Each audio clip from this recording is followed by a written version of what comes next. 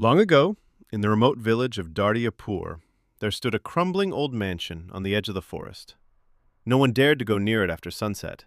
The villagers called it the widow's house, for a woman named Shama had lived there alone after her husband mysteriously vanished one winter night.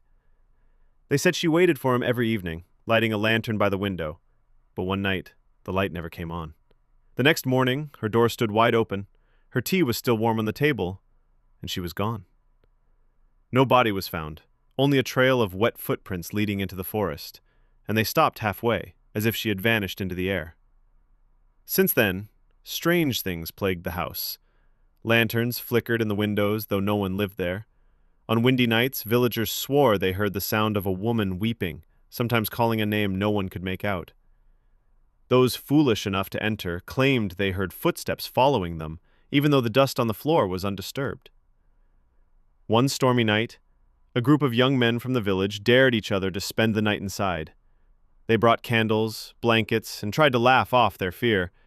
But as midnight came, the air grew heavy and cold. The eldest among them swore he saw a shadow at the far end of the hall, a woman in a white sari, her hair wet and dripping onto the floor. She moved without sound, her eyes black and endless. One of the boys screamed and the candles went out all at once. By morning, the villagers found the front door wide open. The young men stumbled out, pale and trembling. All except one. His blanket lay neatly folded on the floor, and in the dust beside it, a single trail of wet footprints leading toward the forest. The widow's house still stands, and sometimes, when the wind carries just right, you can hear a faint voice calling from inside.